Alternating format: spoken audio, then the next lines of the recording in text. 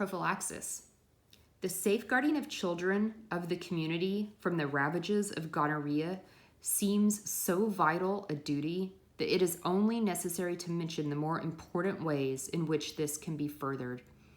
All adults in active gonorrhea, especially those who have children, should be warned of the great infectiousness of the disease and that little girls are apt to contract it.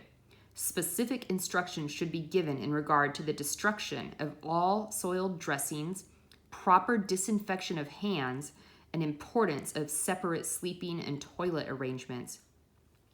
Violation is a crime which should be followed up more severely by the hand of the law. It should be a matter of civic responsibility to see that these cases are brought to justice. And yet, one familiar with the tragedies of the slums often sees these cases sink into oblivion with no questions asked. In hospitals, asylums, day nurseries, or institutions where children are congregated, the utmost care should be taken in regard to the admission of children with leukorrhea. Many of the leading hospitals at present will not admit a girl to their children's wards without taking a vaginal smear.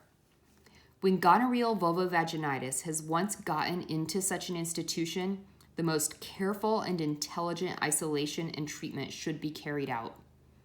If possible, such cases should be isolated as completely as measles or scarlatina. Where separate nurses are not possible, extra precautions should be taken to ensure asepsis in going from one case to the next. All thermometers, towels, douche outfits, bathtubs, and toilet articles should be kept separate for these cases and should be scrupulously disinfected before and after using. The nurses should be especially instructed in the disinfection of their hands and be provided with rubber gloves if possible. Where the babies are still in the diaper age, gauze dressing, which can be destroyed, should be substituted.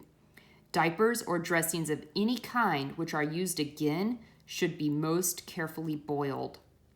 Dr. Holt has drawn attention to the fact that one of the most trying features about prophylactic measures is the length of time they must be persisted in.